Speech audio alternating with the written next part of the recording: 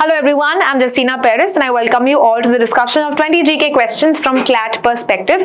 इस वीडियो में हम ऐसे 20 questions देखेंगे आज के current affairs से. So let's quickly understand the same. The first question is the creation of the National Designated Authority in India is a mandatory requirement under which international agreement. ये agreement है Paris Agreement से और जो 2015 में आया था, right? 2015 under COP 21, ठीक है, जिसमें हमने देखा था कि 1.5 डिग्री सेल्सियस से ग्लोबल एवरेज टेम्परेचर बढ़ना नहीं चाहिए और 2 degree Celsius is like the higher limit. तो ये सब पेरिस अग्रीमेंट में दिया था और आर्टिकल 6 है इसके अंदर. पेरिस अग्रीमेंट में आर्टिकल 6 है जहां पे बताया था with regard to carbon emission trading के बारे में.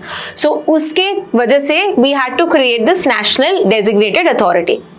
कौन हेड करता है ये अथॉरिटी, ये क्वेश्चन है, तो याद रखना this is by the secretary of the environment ministry जो इस एनडीए को यहाँ पे हेड करता है. कितने मेंबर बॉडी है ये एनडीए?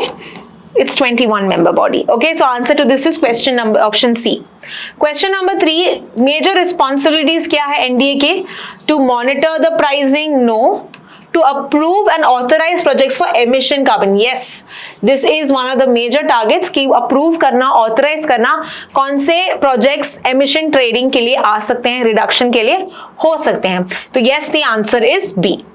Question number 4, इंडिया का जो nationally determined contributions NDCs, okay, जो एनवायरमेंट से रिलेटेड हमारे टारगेट्स हैं उसको बोलते हैं NDCs. तो ये कितना रिड्यूस कर रहा है हमको emission intensity? According to the NDCs हमको यहाँ पे 45% रिड्यूस करना है बाय 2030 फ्रॉम द 2005 लेवल्स. तो आंसर इसका है C.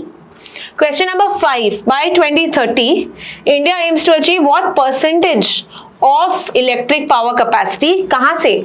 From non-fossil fuel. तो यहाँ पे आंसर है कि हम 50% रिन्यूएबल एनर्जी से लेके आए, non fossil, solar, wind, hydro, यहाँ से 50% एनर्जी लाएंगे बाय 2030. सो इसका आंसर है C. Let's proceed to the next question. Question number 6. India is committed to create an additional carbon link of how much CO2 by 2030. जो carbon sink है कितना billion turns का होगा, कितना हम अब्सॉर्ब करेंगे एनवायरनमेंट से? 2.5 to 3 बिलियन टन्स. तो आंसर इसका है B. Question number 7, what is the name of the humanoid robot designed to fly on the Gaganyaan's uncrewed mission? उस humanoid robot का नाम पूछा है. Yes, the answer is Vyomamitra. Answer is B. Question number 8, what is India's long-term space flight goal by 2035? 2035 में हम क्या establish करेंगे? हम यहाँ पे हमारा भारतीय अंतरिक्ष स्टेशन BAS कहते हैं इसको, ये 2035 में करेंगे. और मून मिशन, ओके, ह्यूमंस को मून में सेंड करेंगे बाय 2040. तो ये आपको पता होना चाहिए. वीनस पे भी हम ऑर्बिट मिशन करेंगे. वीनस ऑर्बिटर मिशन से मंगलयान किया था मार्स के लिए, वीनस के लिए करेंगे 2028 में. ठीक है, तो ये प्लीज आप नोट डाउन कर लीजिए, इंपॉर्टेंट टारगेट इयर्स.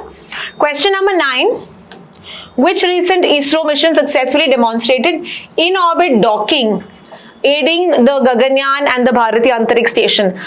तो डॉकिंग वाला जो है यानी कि एक जो सैटेलाइट है या एक स्पेसक्राफ्ट दूसरे स्पेसक्राफ्ट को अटैच होगा, ये डॉकिंग वाला जो सिस्टम है कौन से एक्सपेरिमेंट में किया था हमने? The answer is SpaDeX. Okay, SpaDeX mission of ISRO जो हुआ था recently. Answer is C. Question number 10, which of the following crops is called as white gold? किसको हम व्हाइट गोल्ड कहते हैं? कौन से क्रॉप है वो? आज के आर्टिकल में देखा था कि कॉटन प्लांट जो है इसको हम कहते हैं as the white gold because it's a cash crop, it's a commercial crop which has major benefits, economic benefits. Question number 11, which country was the largest supplier of imported cotton to India?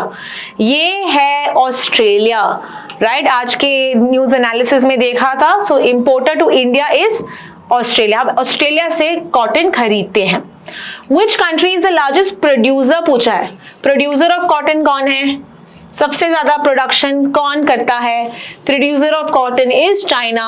Answer to this question is C. Next question पूछा है कि India का rank क्या है with regard to cotton production. Cotton production में हमारा rank है second. अगर कंजम्पशन पूछा होता तो भी हम सेकंड पे ही है। सो आंसर इसका है B. Question number 14, Which country is the largest exporter of cotton? Exporter of cotton में आपका आंसर क्या होना चाहिए? Exporter of cotton में हमारा आंसर है B, United States.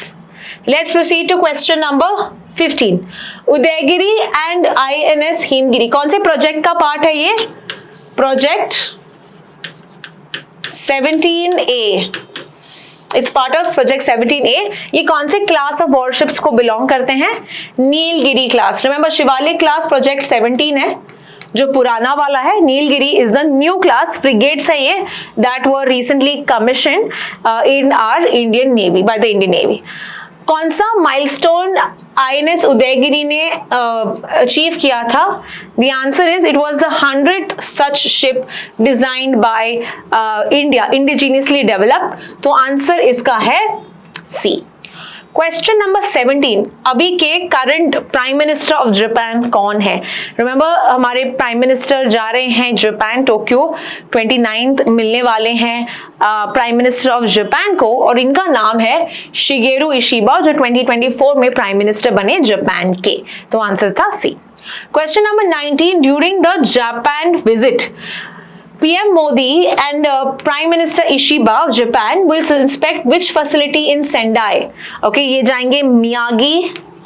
हमने देखा था ना आज के क्लास में मियागी प्रीफेक्चर, जो मैंने बताया था कि prefecture is like a small district that is administered by usually a governor. तो ये जो है यहाँ पे शिकनसेन प्लांट जो हमने देखा, बुलेट ट्रेन हम लेके आएंगे बाय 2030, ये देखने गए थे। सो आंसर इसका है बी, देखने जाएंगे in fact. Question number 19, which ministry is implementing the Adi Karmayogi initiative? इसका आंसर है मिनिस्ट्री ऑफ ट्राइबल अफेयर्स। और इसका एम क्या है? इसका एम है to empower the tribal communities. इसका answer is world's largest root leadership program, जहां पे हम ट्राइबल कम्युनिटीज को एम्पावर करेंगे, उनको लीडरशिप स्किल्स दिखाएंगे, सिखाएंगे। आंसर इसका है A. And the last question of today, Kuttiyadi cotton coconut is proposed to get a GI tag. ये कौन से स्टेट से बिलोंग करता है? इसका आंसर है Kerala. Okay, we are yet to see if it gets the GI tag. So this is all with regard to today's 20 GK questions. I hope you have got them all correct. I will see you in the next video. Thank you so much for watching.